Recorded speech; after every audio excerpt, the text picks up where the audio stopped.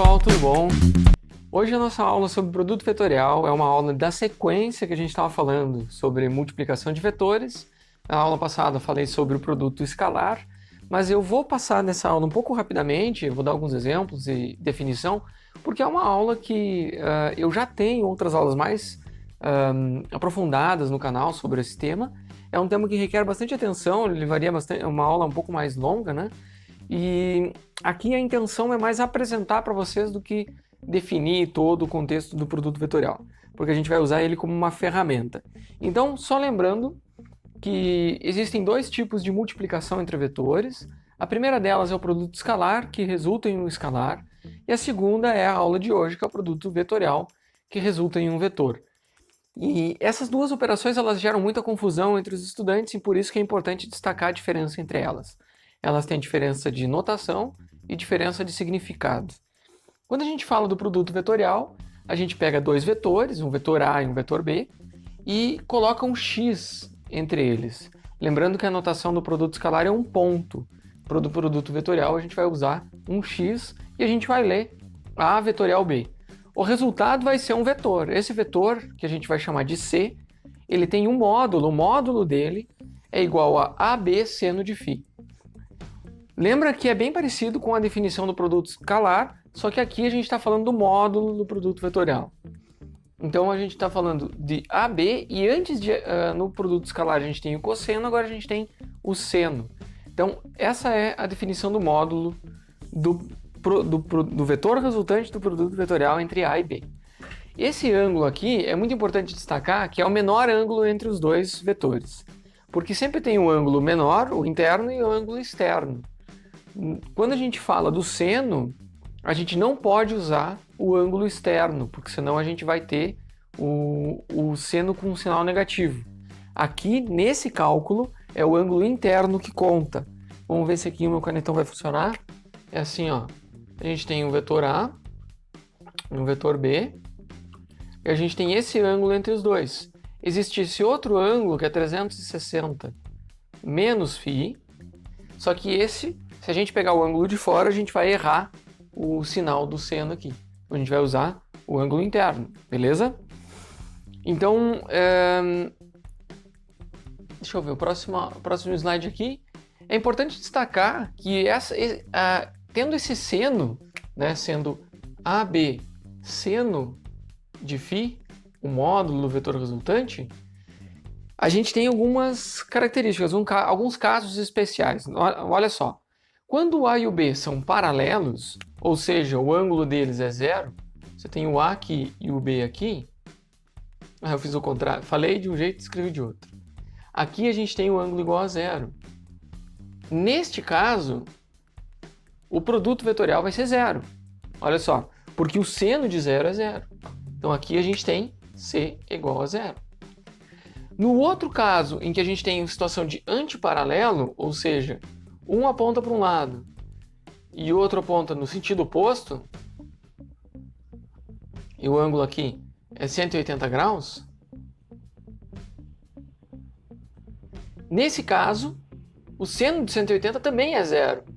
Então o vetor resultante tem módulo zero. Aqui eu coloquei a notação tanto com o zero com o vetor, quanto com o zero sem o vetor, porque na verdade ele não vai ter nem módulo, nem direção, nem sentido, então ele é um vetor nulo. Só que aqui às vezes a gente coloca o zero porque a gente sabe que o resultado desse produto vetorial é um vetor. Então a gente pode chamar ele de vetor nulo. Então depende muito do autor e da forma algébrica que está sendo tratado, mas as duas notações são válidas. Uma outra situação é quando o ângulo é 90 graus, quando eles são perpendiculares. A gente tem o A 90 graus e o B. O ângulo de 90 graus, ele tem o máximo seno. O máximo valor de seno é quando o seno é igual a 1. E a gente tem, então o C aqui vai ser igual ao módulo do A com o módulo do B. Simplesmente, sem a ponderação do seno. É o máximo valor quando eles são perpendiculares. Ok? Então vocês veem que é diferente da situação do produto escalar, porque no produto escalar tem o cosseno, né? Então tem essa diferença do seno do cosseno. Agora a gente vai falar da direção desse produto vetorial. O vetor resultante, ele tem uma característica. O vetor C ele é perpendicular a A e a B ao mesmo tempo. Então, se a gente tem um plano e que tem o A e o B nesse plano, o vetor C é perpendicular ao plano que é formado pelos vetores A e B. E o sentido respeita a regra da mão direita. Como é que é essa regra da mão direita? Olha esse exemplo aqui, ó. Quando a gente tem A vetorial B, imagine que o A e o B são dois vetores que estão no plano da mesa. Então aqui tem uma mão desenhada, você aponta a mão na direção do primeiro vetor, que é o A, o primeiro vetor aqui, que é o A, fecha a mão na direção do segundo vetor, que é o B, e o polegar indica a direção. Simples assim. Regra da mão direita. Aponta para o A, fecha para o B, o polegar indica a direção. Aqui o outro exemplo, ele mostra a situação contrária. O mesmo vetor A e B, só que agora a gente vai começar com o B. Então, olha só, primeiro aponta para o B. Só que aqui, ó, para fechar a mão para o A, tem que virar a mão para baixo. E daí a gente consegue fechar. Porque assim, ó, eu fecho com a palma, com as costas da mão não tem como fechar. Então eu faço assim e fecho. O que acontece? O polegar indica a direção do vetor resultante. Então antes aqui, ó, vetor para cima, C, e aqui, vetor para baixo, C'. A gente só diferenciou porque eles são diferentes em módulo, em direção, em sentido, aliás. Então eles têm o mesmo módulo, a mesma direção, mas sentidos opostos, o que nos dá essa característica aqui. Eles são anticomutativos. Agora, em termos dos vetores unitários, se a gente pegar termo a termo e fazer essa distribuição aqui, olha só, os vetores, quando a gente encontrar I com I, J com J e K com K, esses vetores são ele com ele mesmo, vetores na mesma direção, cai nesse caso aqui, ó. O resultante é zero. No caso do I e do J com K, a gente vai ter a seguinte situação, ó. IJ, aqui é o I, aqui é o J e aqui é o K. E eles são perpendiculares entre si, então eles estão na situação de máximo valor. Então, olha, o seno é 1 nesse caso. Ó, a gente está nessa situação aqui, ó. Eles têm 90 graus entre si. O seno é 1. Então, o que vai acontecer? O I com o J, olha só, o I, regra da mão direita com o J, a gente chega no vetor K. Depois a gente tem o J com o K, a gente chega no vetor I. E a gente tem o K com o I, a gente chega no vetor J, que é essa situação aqui, ó. I com o J dá o K, o J com o K dá o I, e o K com o I dá o J. E aí a gente tem a comutatividade, ó. Quando a gente inverte, inverte sinal. Quando a gente inverte, inverte sinal. Quando a gente inverte, inverte sinal. Ok? E quando a gente faz todos esses termos, né? Fazendo a conta termo a termo, fazendo a regra, a distribuição de termos aqui, a gente vai chegar nesse resultado aqui, ó. Quando a gente pega na direção de I, tem essa componente, a YBZ menos... Opa, aqui tem um erro, ó. É AZBY. Aqui um erro de digitação. Peço desculpas. Mas aqui, ó, depois no J a gente vai ter AZBX menos AXBZ. E aqui no K, AXBY menos AYBX. Tá? Também pode ser obtido a partir dessa regra de determinante utilizado aqui. Agora vamos fazer um teste rápido para ver se vocês entenderam como é que funciona. Vamos ver dois vetores, o vetor C que tem módulo 3 e o vetor D que tem módulo 4. Em diferentes... ele não dá a direção deles. Mas ele está dizendo que o produto vetorial entre os dois vai ter um certo ângulo. Primeiro a gente quer saber o que acontece se o módulo do produto vetorial entre os dois, na letra A, se o módulo do produto vetorial vai ser igual a zero. Qual é o ângulo entre eles? Qual o ângulo tem que ter o vetor C com o vetor D para que o produto vetorial tenha módulo igual a zero? Então a gente já sabe aqui, ó, se o ângulo for zero ou se ele for 180 graus. Então ou eles estão na mesma direção, ou na mesma direção em sentido, ou na mesma direção em sentidos opostos, né? E a segunda situação é quando ele tem o módulo 12 unidades. Olha só, 3 vezes 4 é 12. Então, é o módulo do um vezes o módulo do outro. Isso acontece quando o ângulo entre eles é 90 graus, né? Então, a gente tem essa regra para o ângulo. Por um exemplo, a gente vai resolver esse exemplo aqui, onde a gente quer determinar qual é o produto vetorial utilizando a regra da mão direita. Vamos ver, ó. Na próxima slide tem uma figura onde aponta um vetor A e ele está no plano XY. E aí ele tem módulo 18 unidades. A orientação dele faz 250 graus com o eixo X positivo. Então, eu vou passar o slide aqui para a gente ver. Ó, é esse cara aqui. Ó. Aqui tem o x, aí a gente tem 250 graus aqui, e aí a gente tem o vetor A. Ele está no plano XY. Plano XY aqui tem o Z para cima. Ok? Depois a gente volta aqui para ver que o vetor B ele tem módulo de 12 unidades e ele está orientado ao longo do eixo Z positivo. Então a gente quer saber qual é o produto vetorial dado por A com B. Então a gente já pode definir. Aqui, ó, então a gente sabe que eles têm 90 graus entre si, tanto A quanto B, eles têm 90 graus entre si. Então, se eles têm 90 graus, o módulo do C é simplesmente A vezes B.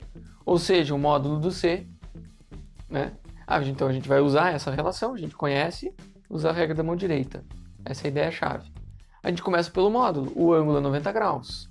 E o módulo, então, é o 18, que é o módulo do A, com o 12, que é o módulo do B, dá 216. Então a gente já sabe o módulo do C. E a direção? Quando a gente olha para a direção, olha só, a gente sabe que ele vai ter que estar no plano, para ele ser perpendicular aos dois, para ele ser perpendicular ao vetor B, ele tem que estar no plano XY exatamente como o vetor A.